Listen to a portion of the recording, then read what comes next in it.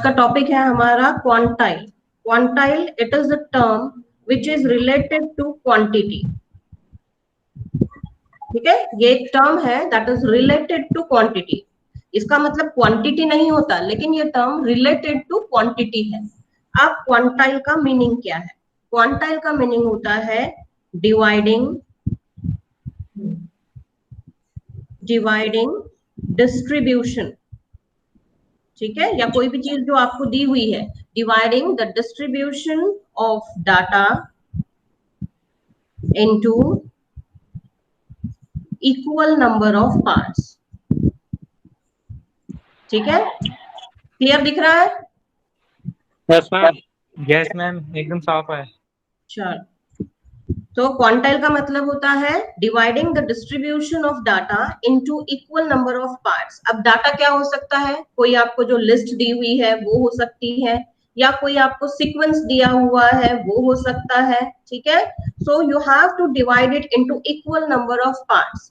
अब मान के चलिए आपके पास, ठीक है, आपके पास कोई लिस्ट है जिसके अंदर वैल्यूज है मेरी 1, 6, 20, या मैं स्टार्टिंग में 50 लिख देती हूँ। ये मेरे पास सपोज डाटा है 30, ये सीक्वेंस में मेरा डाटा है। Clear?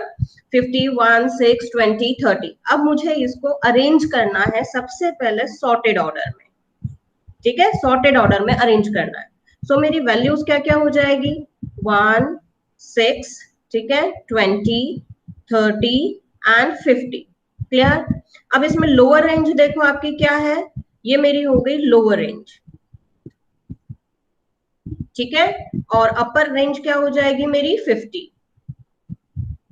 Clear? Upper range will be my 50। Clear?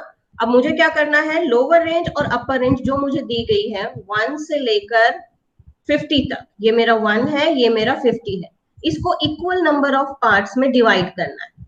Clear? इसको मुझे इक्वल नंबर ऑफ पार्ट्स में डिवाइड करना है। तो ये जो हम अलग अलग पार्ट्स बनाते हैं, यहां से लेकर इतना पार्ट, यहां से लेकर इतना part, so each part will be called as quantile. ये समझा क्वांटाइल का मतलब? क्वांटाइल का मीनिंग समझा? Yes ma'am. Yes ma'am. Every part, ठीक है, every part in the distribution. ठीक, हमने एक डिस्ट्रीब्यूशन था, डिस्ट्रीब्यूशन का मतलब समझ गया ना? डिस्ट्रीब्यूशन ऑफ डाटा का मतलब कोई भी लिस्ट हो सकती है, कोई भी सीक्वेंस हो सकता है, जैसे कि मैंने यहाँ एग्जांपल में लिखा। अब यहाँ एग्जांपल में डाटा कहाँ से स्टार्ट हो रहा है और कहाँ एंड हो रहा है, ये हमें पता होना चाहिए। ठीक है, इसलिए मैंने इसको ऑर्डर्ड बनाया, इसको सॉर्टेड किया। सॉर्टेड करने के बाद अब मुझे क्या पता चला कि लोअर रेंज मेरी 1 से शुरू हो रही है और अपर रेंज मेरी 50 से शुरू हो रही है। ठीक है, अब मैंने क्या, 1 से लेकर 50 तक मेरे पास डाटा है। इस डाटा को 1 से लेकर 50 तक जो मेरे पास डाटा है, इस डाटा को मैंने डिवाइड कर दिया। I can divide the data into any number of parts. ठीक है, मैं उसको डिवाइड कर सकती हूँ। अब मैंने इसको 1 से लेकर 50 की जो सपोज लेंथ है, या कोई भी एक वैल्यू ले लो आप, उसको मैंने डिवाइड, या नंबर ऑफ स्टूडेंट्स है 1 से लेकर 50 तक है, ये सपोज उन बच्चों के रोल नंबर्स है। अब इन्हें मुझे अलग अलग ग्रुप्स में डिवाइड करना है, तो मैंने क्या किया, उनको अलग अलग इसमें डिवाइड किया। अब अलग अलग पार्ट्स में हमने डिवाइड किया, लेकिन ये जो मेरे पार्ट्स है दे शुड बी इक्वल। यहाँ पर मेरा जो वैल्यू है हर एक पार्टीशन का, इट शुड बी इक्वल। सो ये जो वैल्यू मेरी आ रही है, ये जो मेरा पार्टीशन आ रहा है, each partition will be called as quantile. यहाँ समझ में आ गया क्वांटाइल का मतलब? Yes ma'am. Yes ma'am. तो क्वांटाइल क्या हो गया आपका? Quantile it is the process of dividing the distribution of data into equal number of parts. ये बहुत जरूरी है कि इक्वल नंबर ऑफ पार्ट्स में डिवीजन हो। क्लियर? अब एक चीज हमें ये पता है, हमने लास्ट क्लास में एक चीज पढ़ी थी कि if I have the distribution or if I have a list, ठीक है, मेरे पास एक लिस्ट है और इस लिस्ट का starting and ending means the lower and, ठीक है, the lower and and the upper and, ये दो एंड्स है मेरे। अपर एंड एंड लोअर एंड को यदि मैं 2 पार्ट्स में डिवाइड करती हूँ और इसका सेंटर यदि मैं निकालती हूँ, then it is called as median. Median. It is called as median. पढ़ा था क्या हमने? Yes yes ma'am. Ma'am. Yes ये दो मैम। पढ़ा है? तीन, तीन बच्चों नहीं पढ़ा है? हेलो हेलो, यस मैम, आवाज आ रही है यस आपकी। मैम आ रही। आवाज आ रही है तो रिस्पॉन्स क्यों नहीं आ रहा है? मैं कुछ पूछ रही हूँ आप लोगों से, मैम बोला तो मैम, पढ़ा था मैम। तो आवाज तो आनी चाहिए ना बेटा। ठीक है, सो मीडियन क्या है आपकी? Middle value. जो भी आपको रेंज दी हुई है उसमें से जो आप मिडिल वैल्यू फाइंड आउट करते हैं वो दैट इज अ मीडियन। अब मुझे इनके बीच की भी और वैल्यूज चाहिए। ठीक है, इनके जो पार्टीशंस मैंने किए हैं उनकी भी मुझे वैल्यूज चाहिए। अब उसे फाइंड आउट करने के लिए we have a method. Clear? उसी के लिए हमें पढ़ना है अब क्वार्टाइल। ठीक है, अब ये तो समझ गया, क्वांटाइल समझ गया आपको। So in pandas we have a function, हमारे पास एक फंक्शन है quantile.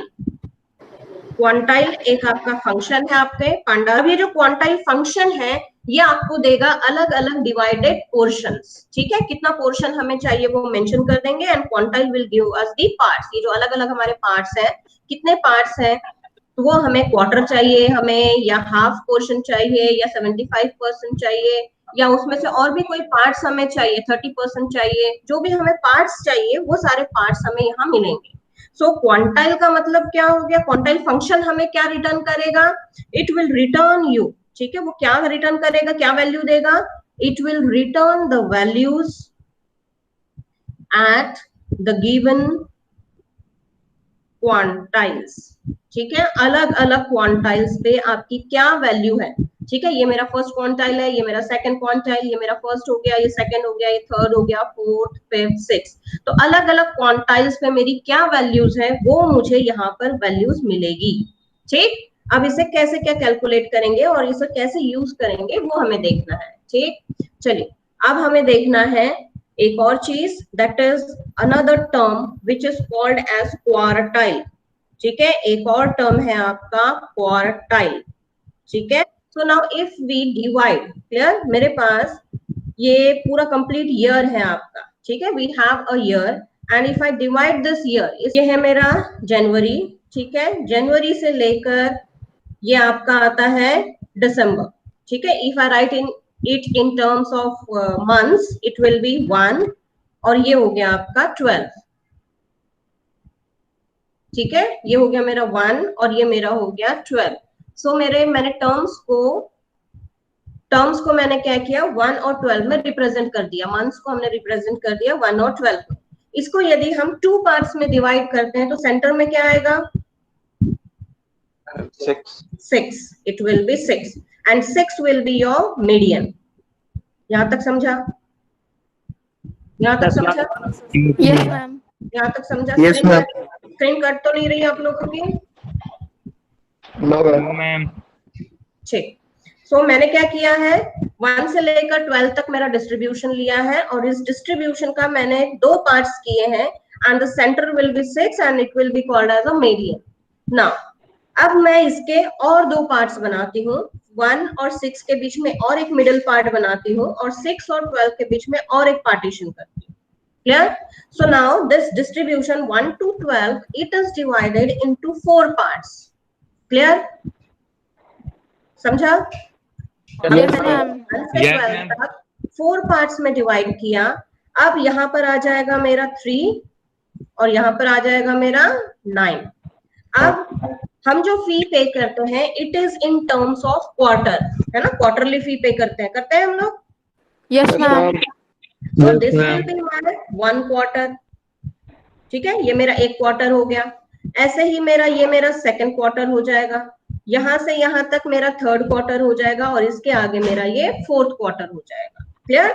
So each value, if I divide the range or if I divide the distribution into 4 equal parts, then it will be called as quartile। ठीक है, quartile का मतलब समझ में आ रहा है? क्वार्टाइल में हम Yes, क्या ma'am. कर रहे हैं? सो क्वार्टाइल क्या हो गया आपका? क्वार्टाइल में dividing the range,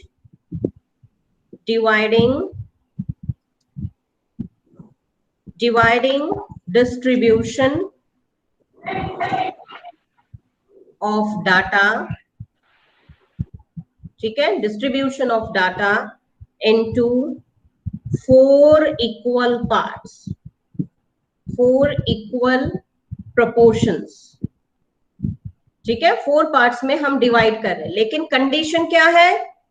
each part ठीक है, each part will be equal, हर एक पार्ट इक्वल होना चाहिए। ऐसा नहीं कि मुझे 4 पार्ट्स में डिवाइड करना है, मैंने यहां से लेके यहां तक ये 1 से लेकर 12 तक डिफाइन कर दिया, इसको छोटा कर दिया, इसको बड़ा कर दिया, फिर ऐसे डिवाइड कर दिया, तो ये मेरे अनइक्वल पार्ट्स है। ठीक है, ये मेरे अनइक्वल पार्ट्स है, इसे हम क्वार्टाइल नहीं कहेंगे या इसे हम क्वार्टर नहीं कहेंगे। ठीक, so the distribution must be of equal size. ये मेरा क्वार्टर नहीं है।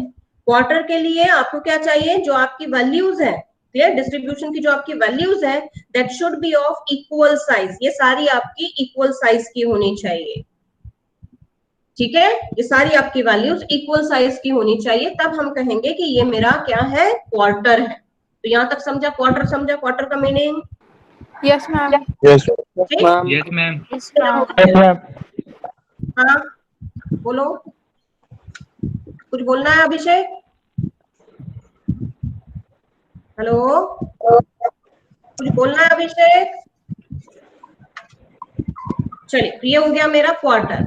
अब हम क्वार्टर को समझते हैं, जैसे कि हमें अलग अलग क्वार्टर्स निकालने हैं। ठीक है, और क्वांटाइल क्या है ये हमें समझना है। ठीक, अब देखिए मेरे पास डिस्ट्रीब्यूशन है यहां से लेकर यहां तक। ठीक है, if I divide it into 2 parts, this will be my median. ये मेरा मीडियन बन गया, यहां तक सभी को क्लियर हो गया। ठीक, अब मुझे क्या करना है, इस क्वार्टाइल को if I divide it into 4 equal parts. ठीक, so this first part will be Q1, this will be Q2, this will be Q3 and this will be Q4। ये अलग अलग 4 क्वार्टर्स हो गए मेरे। Clear, now each partition will be called as quarter। each partition, कोई भी आप partition ले लीजिए, each partition will be called as quarter। clear, and this, ये जो the point of separation दिख रहा है यहाँ पर, द पॉइंट ऑफ सेपरेशन, ये मेरे सेपरेशन के पॉइंट्स हैं जहां पे 2 क्वार्टर्स आपके सेपरेट हो रहे हैं। So the point of partition, this points, ठीक है, ये आपके जो पॉइंट्स जहां पे 2 आपके क्वार्टर्स सेपरेट हो रहे हैं, this is called as, this point will be called as quartile. ठीक है, इसे हम कहेंगे quartile. Clear, this will be called as quartile and this will be quartile 1। ठीक है, ये क्या हो जाएगा आपका quartile 1। The point of separation between the 2 quarters, the point where the 2 quarters are separated, ये क्वार्टाइल हो गया। ये एक पॉइंट आपको दिख रहा है, this point will be again called as quartile. अब देखिए मैं स्पेलिंग क्या लिख रही हूँ, this will be क्वार्टाइल, और ये सेकंड आपका क्वार्टाइल है, इसलिए this will be क्वार्टाइल 2 या सेकंड क्वार्टाइल। ठीक, ये मेरा थर्ड क्वार्टाइल है, so this will be again called as quartile. और क्वार्टाइल का कौन सा नंबर रहेगा, this is my third partition, so this will be quartile 3। और ये मेरा लास्ट पार्टीशन है, इसीलिए इसको हम कहेंगे दिस विल बी क्वार्टाइल 4। यहां तक समझा? Yes, ma'am. सभी को क्लियर है? Yes, ma'am. Yes, ma'am. So quarter क्या हुआ आपका, the partition। If we divide the distribution into 4 equal parts, यहाँ पर कंडीशन क्या है आपकी, जो मेजर कंडीशन है क्वार्टाइल की, क्वार्टाइल फाइंड आउट करने के लिए क्या करना है, 4 इक्वल पार्ट्स में आपको डिवाइड करना है। ठीक है, you have to divide it into 4 equal parts. 4 equal parts में आप डिवाइड करेंगे, जो भी आपको डिस्ट्रीब्यूशन दिया है, जो भी सीक्वेंस दिया है, उसको 4 पार्ट्स में आप डिवाइड करेंगे, और 4 पार्ट्स में डिवाइड करने के बाद ईच पार्ट, ठीक है, ईच पोर्शन या each part will be called as quartile. Each portion will be called as quartile. each portion will be called as quarter। ठीक है, फिर इसके बाद the point of separation, ठीक है, the point of separation between, ठीक है, the point of separation between 2 quarters, 2 quarters को सेपरेट करने वाला जो मार्क है, जो पॉइंट है, that will be called as a quartile। ये समझा? ये इंपॉर्टेंट पॉइंट्स हैं आपके जो आपको याद रखने हैं। यहां तक क्लियर हुआ? Yes, ma'am. अब Yes, देखो, ma'am. अब हम जो क्वार्टर फाइंड आउट कर रहे हैं, we can find out the quarters. अभी तो हमने सिर्फ 4 क्वार्टाइल लिए हैं, क्वार्टाइल 1, क्वार्टाइल 2, क्वार्टाइल 3 और क्वार्टाइल 4, सिर्फ हमने 4 ली है। इसके अलावा भी यदि आपको बीच में से कोई वैल्यू फाइंड आउट करनी है, तो वो भी हम फाइंड आउट कर सकते हैं।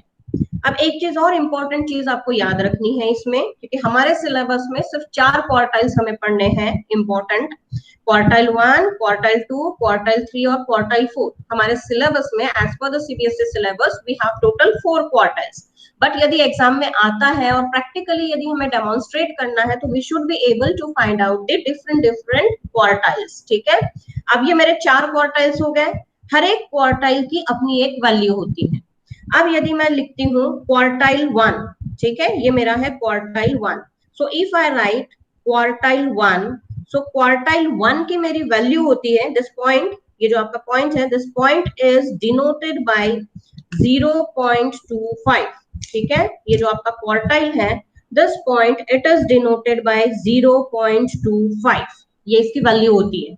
क्वार्टाइल 1 हमेशा, क्योंकि ये आपका 1/4 पोर्शन होता है, तो 100 का यदि हम 1/4 निकालते हैं तो इट विल बी 0.25 होगा, एक चौथाई का होगा ना, एक चौथाई का। Yes, ma'am.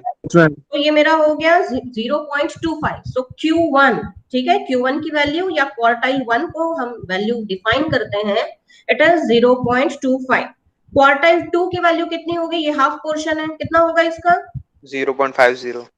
Yes, very good. It will be 0.50. Clear? Quartile 3, ये हमारा 1/3 3/4 पोर्शन हो गया, कितना होगा इसका?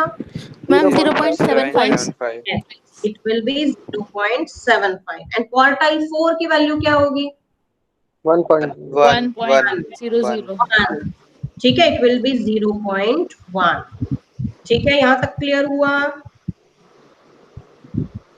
Yes, ma'am. ठीक है, मैं एक बार दोबारा बता दीजिए मैम, मेरा प्रॉब्लम हो गया था, मैं बैक हो गया था। अच्छा ठीक है, यहाँ देखो, इट विल बी 1, ये 1 होगा, 0.1।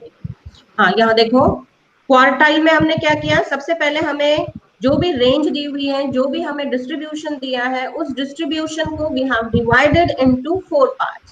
क्यों?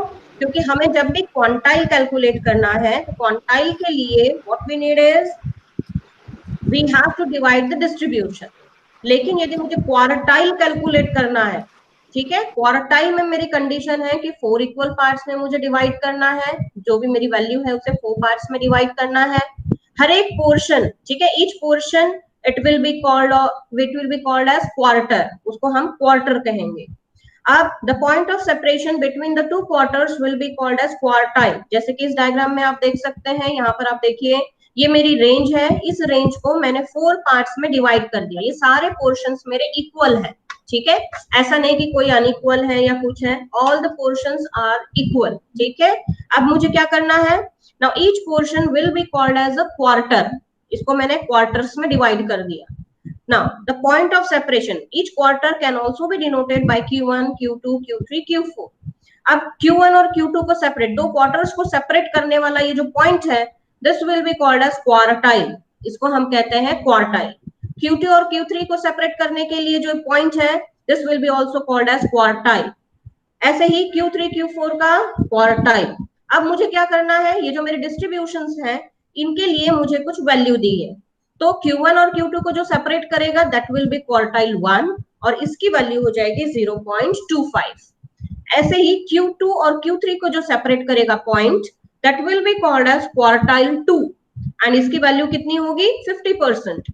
तो ये कितना हो गया आपका 0.50। ऐसे ही ये आपकी वैल्यू हो गई क्वार्टाइल 3 0.75। ऐसे ही लास्ट वैल्यू आपकी हो जाएगी क्वार्टाइल 4 और इसकी वैल्यू हो जाएगी आपकी 1।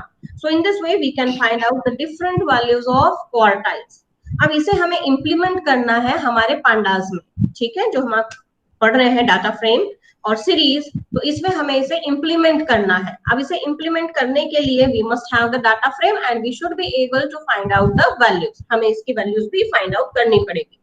अब उसके लिए हमारे पास एक फॉर्मूला है, एक सिंटैक्स है, एक फंक्शन है, जैसे कि मैंने अभी बताया था, आई हैव द फंक्शन। अब डाटा फ्रेम का फंक्शन है मेरा क्वांटाइल, ठीक है, डाटा फ्रेम का फंक्शन है, तो मुझे क्या लिखना है, क्वांटाइल,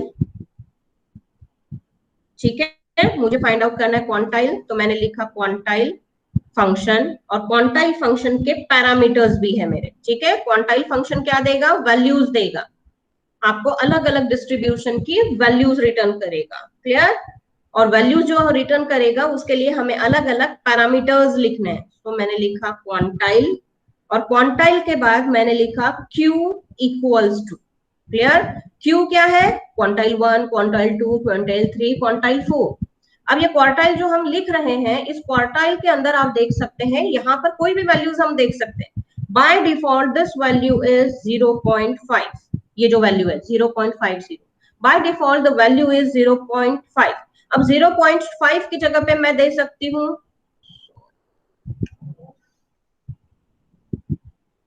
0.5 की जगह पर मैं वैल्यू दे सकती हूँ 0.3, 0.8 या 0.1। मैं ऐसी कोई भी वैल्यू यहाँ पर डिफाइन कर सकती हूँ, but this 0.5 it is my default, ये मेरी जो वैल्यू है this will be my default value, clear. अब इसके बाद नेक्स्ट वैल्यू मुझे क्या देनी है, नेक्स्ट पैरामीटर जो मुझे देना है, that parameter is axis equals to 0, ठीक। ये हम पढ़ चुके हैं, एक्सेस क्या होता है, एक्सेस क्या होता है, डाटा फ्रेम के अंदर एक्सेस क्या होता है। मैम एक्सेस मैम वो रोज और कॉलम्स को बताता है। हम dimension of the data frame. Axis ma'am dimension के अंदर दो एक्सेस होती है, एक्सेस 0 और एक्सेस 1, लास्ट क्लास में भी मैंने बताया था। मैम एक्सेस 0 होती है रो, एक्सेस 1 होती है column. Yes, axis 0 along the row side and axis 1 along the column side, दो वैल्यूज आपकी होती है, ठीक। सो एक्सेस 0 बाय डिफॉल्ट जो भी हमारे कैलकुलेशंस होंगे वो एक्सेस 0 के अकॉर्डिंग होंगे। सपोज ये मेरी डाटा फ्रेम है, तो इस डाटा फ्रेम में इस साइड में जो एक्सेस रहेगी ये मेरी एक्सेस है, एक्सेस 0, और वैल्यूज जो कैलकुलेट होगी, आपकी जो कैलकुलेशन होगा that will be like this, मतलब कॉलम वाइज, कॉलम्स की जो भी वैल्यूज आपको गिवन है ये वैल्यूज आपकी कैलकुलेट होगी और इसमें से आपको आंसर मिलेगा। So axis 0 it is always on the row side, row side में जो एक्सेस लगती है वो आपकी एक्सेस 0 होती है। वैल्यूज का कैलकुलेशन आपका कॉलम वाइज होता है, ठीक है। कॉलम वाइज वैल्यूज का कैलकुलेशन, जो भी वैल्यू आएगी वो इस साइड में आएगी, आप सारे कॉलम्स की वैल्यूज देखेगा। और यदि मैं डाटा फ्रेम लेती हूँ और इस डाटा फ्रेम में यदि मुझे एक्सेस हॉरिजॉन्टली दी गई है, ठीक है, रो सॉरी कॉलम्स की साइड में यदि कोई एक्सेस दी है, तो this axis will be axis 1, ठीक। इसमें वैल्यूज कैसे कैलकुलेट होगा, हॉरिजॉन्टली पूरी रो का डाटा लेगा, ठीक है, जितनी भी रोज की वैल्यूज गिवन है सबका डाटा लेंगे और यहाँ पर मेरी वैल्यू आएगी।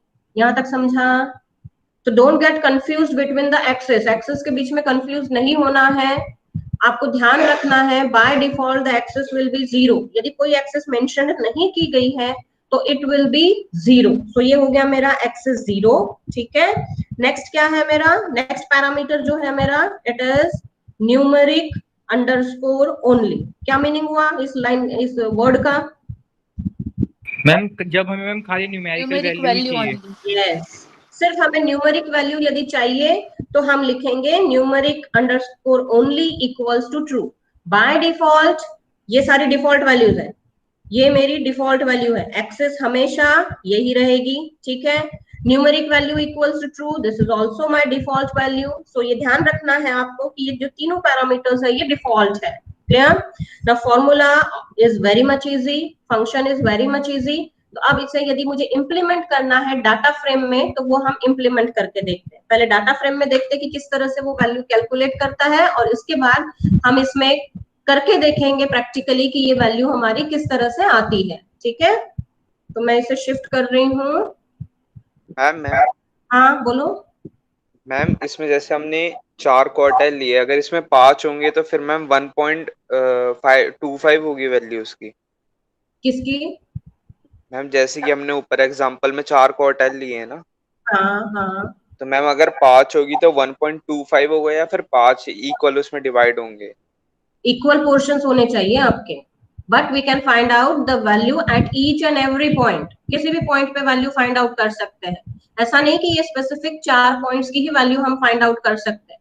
हम ये जो वैल्यू है यहाँ पर डिफाइन कर देंगे, जिस पार्टीशन की हमें वैल्यू फाइंड आउट करनी है वो हम यहाँ पर डिफाइन कर देंगे, ऑटोमेटिक हमारी वैल्यूज आ जाएगी, ठीक है। ये हम करके देखते हैं प्रैक्टिकली और अच्छे से समझ जाएगा। एक minute, I have created, now I am running it, sorry I am running this value, इस डाटा फ्रेम को हम रन कर रहे हैं। मैंने रन किया और रन करने के बाद देखिए मुझे ये डाटा फ्रेम दिख रहा है। क्लियर? यहाँ तक तो कोई प्रॉब्लम नहीं होगा। No ma'am. No ma'am. आज मैं स्टेटमेंट कर रही हूँ प्रिंट, ठीक है। डाटा फ्रेम के ऊपर मैं लगा रही हूँ क्वांटाइल, डाटा फ्रेम के ऊपर मैं लगा रही हूँ क्वांटाइल, और ये क्वांटाइल की वैल्यू मैं कितनी दे रही हूँ, देखिए ये ऑटोमेटिक आ गया। जैसे ही मैं ये ब्रैकेट लगाती हूँ ये फॉर्मेट इसका अपने आप आ जाता है। क्लियर? ये डिफॉल्ट वैल्यूज है, इसलिए डिफॉल्ट वैल्यूज अपने आप ये दिखाता है। मैं डायरेक्टली यहाँ पर लिखती हूँ, मुझे अभी स्टार्टिंग में क्यू की वैल्यू रखनी है 0.25, सॉरी 0.5 रखनी है मुझे, मैं मीडियन निकाल रही हूँ, मैं रख रही हूँ 0.5 and if I just display it,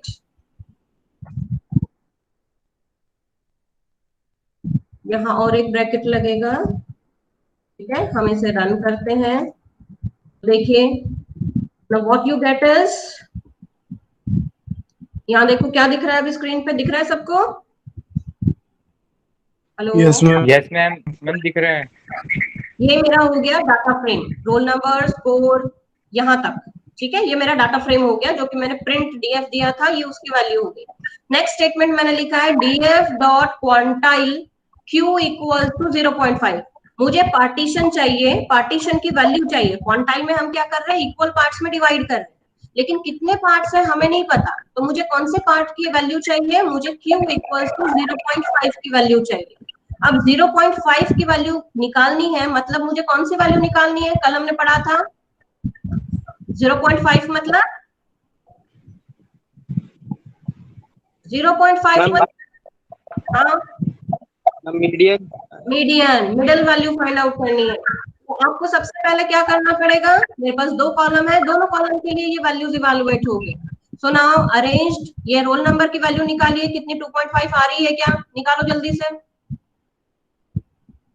yes everyone, कैसे करेंगे, मीडियन कैसे निकालते हैं हम, median is equal to Q equals to 0.5, 0.5 is the middle value, median value.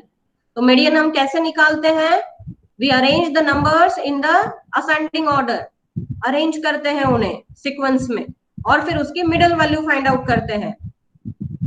निकालिए जल्दी, अरेंज करिए फास्ट। Yes ma'am 2.5। हाँ बाकी बच्चे, यस मैम हो गया। Yes ma'am 2.5। 2.5 ठीक है। सीक्वेंस क्या हुआ रोल नंबर का, युवराज? 1 मैम 1 1 2 3 4 5। ठीक है, तो मिडल में कितने नंबर्स आ गए थे आपके, 2। तो मैम 1 2 और है 3। 2 और 3, मैम क्या किया फिर उनको, मैम उन दोनों को प्लस करके डिवाइड बाय 2। Very good. तो ऐसे ही आप स्कोर की भी वैल्यू फाइंड आउट करेंगे। हाँ अभिषेक, है ही नहीं अभिषेक तो मैम। आज नहीं आया? No ma'am. Okay very good. चलो तो ये ऐसे ही आप स्कोर की भी वैल्यू फाइंड आउट करोगे। हाँ युवराज, बढ़िया हंस ले तू। मैं ठीक तो है, कुछ बोला ही नहीं। हंसी कौन आ रहा, हंसी किसको आ रही है? हम पता नहीं। अच्छा ठीक है, मुझे ए से नाम दिखा, मुझे लगा वो है। चलो मैम स्कोर का भी निकल गया, ठीक। ठीक है, तो ये दोनों वैल्यूज आपकी आ गई। यदि मैं ये वैल्यू बीच में चेंज कर देती हूँ, suppose I right here 0.25, clear, मैंने अभी 0.25 लिखा है, मैं इसे रन करती हूँ दोबारा,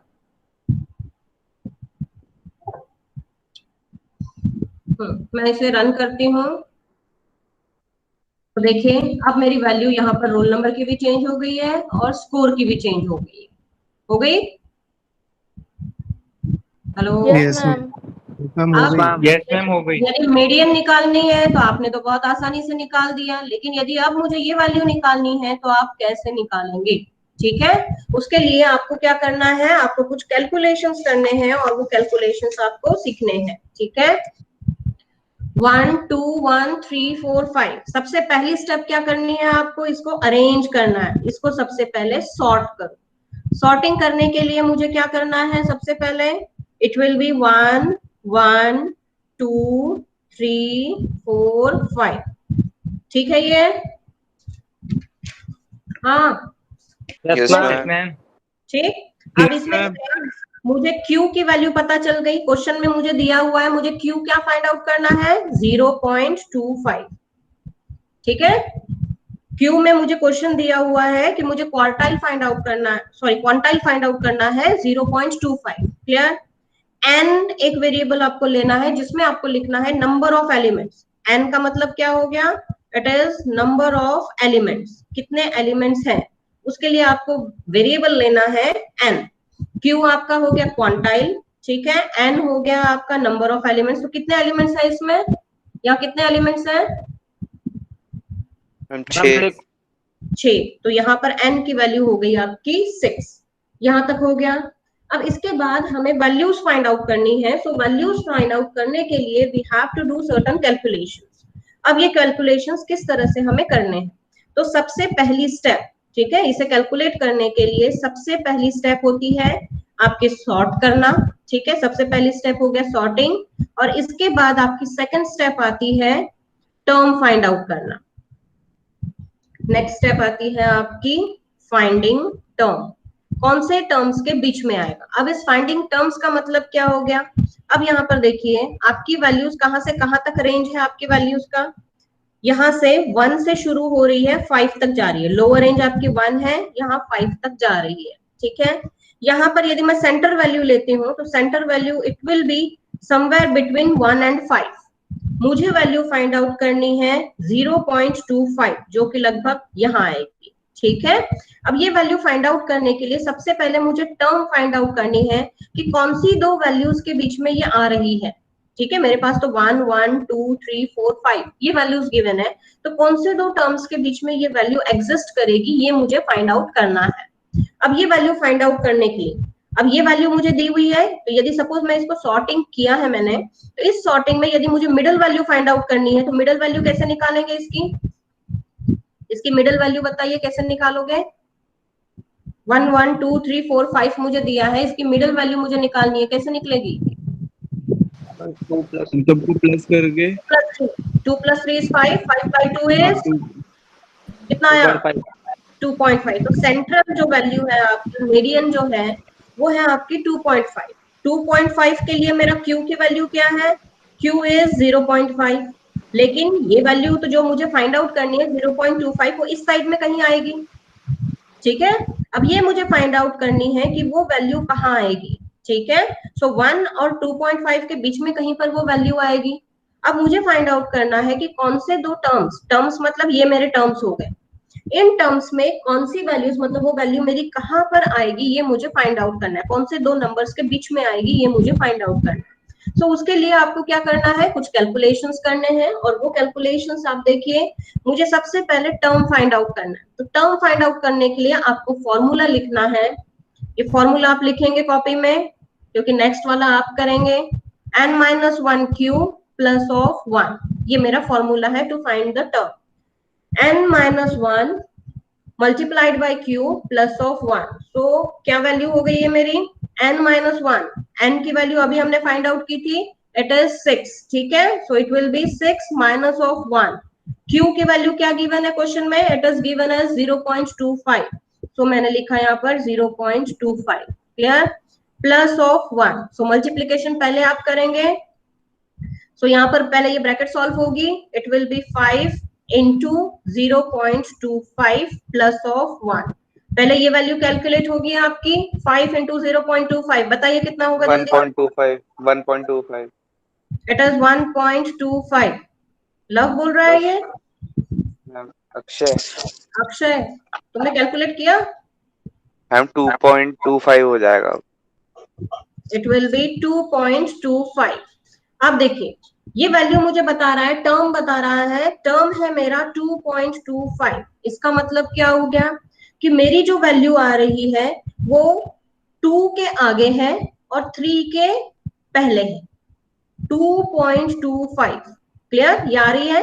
इसका मतलब क्या हो गया, मेरी जो वैल्यू है वो सेकंड टर्म के आगे है और थर्ड टर्म के पीछे है। मतलब ये जो मेरी वैल्यू आ रही है ये मेरी सेकंड टर्म और थर्ड टर्म के बीच में है। अब इसमें टर्म क्या हो गया, ठीक। तो टर्म में यदि हम बात करें तो दिस इज माय T1, ये मेरा टर्म 1 हो गया, this is T2, this is T3, this is T4, this is T5 and this is T6। ये अलग अलग टर्म्स है। तो ये बता रहा है, ये वैल्यू मुझे बता रही है कि जो मेरी वैल्यू आई है it is in between the second term and the third term. तो सेकंड टर्म मेरा इस सीरीज के अकॉर्डिंग क्या हो जाएगा, सेकंड टर्म मेरा, सेकंड टर्म इज 1, ठीक है, एंड थर्ड टर्म इज 2। दिख रहा है क्या सभी को? Yes ma'am. तो सेकंड टर्म हो गया मेरा 1 और थर्ड टर्म मेरा हो गया 2, ठीक है। यहां तक समझा, यहां तक समझा? Yes ma'am. ठीक। Yes ma'am. अब ये मुझे पता चल गया कि 1 और 2 के बीच में मेरी वैल्यू है, ठीक है। जो नंबर्स मेरा है सीक्वेंस 1 और 2 के बीच में है। तो सपोज 2 मेरा यहाँ, सपोज मान के चलते हैं 2 मेरा यहाँ कहीं आएगा, तो इन दोनों वैल्यूज के बीच में मेरी वैल्यू आनी चाहिए, ठीक है। अब इसमें कहाँ है ये हमें फाइंड आउट करना है, क्लियर। अब ये फाइंड आउट करने के लिए देखिए हम इसको फिर से कैलकुलेट करते, एक और छोटा सा कैलकुलेशन आपको करना है इसमें। अब देखिए मैंने फर्स्ट स्टेप में सॉर्टिंग किया, सेकेंड स्टेप में मैंने टर्म फाइंड आउट किया, अब थर्ड स्टेप हमें एक और करनी है। सो थर्ड स्टेप देखिए आपकी, टू फाइंड द क्वांटाइल। अब मुझे क्वांटाइल फाइंड आउट करनी है जो कि मेरा क्वेश्चन है, ठीक है। अब क्वांटाइल फाइंड आउट करने के लिए एक और छोटा सा फॉर्मूला आपको लिखना है। The formula is T1 plus B into T2 minus of T1, ठीक है। अब ये B क्या है, क्लियर। अब हमें फाइंड आउट करना है कि ये B क्या है। सो B क्या होगा आपका फ्रैक्शनल पार्ट, ठीक है। ये देखिए B क्या है आपका, B विल बी 0.25। ये कहां से आया, ये यहां से आया, फ्रैक्शनल पार्ट, ठीक है। You have to take the fractional part, यहां से आपको फ्रैक्शनल पार्ट लेना है। 2.25 का फ्रैक्शनल पार्ट यदि हम लेते हैं, फ्रैक्शन, ठीक है, जो पॉइंट के बाद वाली वैल्यू है वो वैल्यू आपको लेनी है, that will be the value of B। समझ में आई बात? Hello, yes ma'am. Clear? Yes ma'am. हमें टर्म पता लग गए, ठीक है, सेकंड टर्म और थर्ड टर्म हमें पता लग गया। इसके बाद B की वैल्यू हमारी आ गई, ठीक। अब हम ये वैल्यूज इस फॉर्मूले में पुट अप करते हैं। तो term 1 is 1, B is 0.25, T2 is, T2 मतलब ये हो गया आपका, T1 ये माना जाएगा और T2 ये माना जाएगा, ठीक है। तो ये सेकंड टर्म और थर्ड टर्म के बीच में है। So this will be my T2, sorry T1 and this will be my T2। तो T2 हो गया मेरा 2 माइनस ऑफ 1।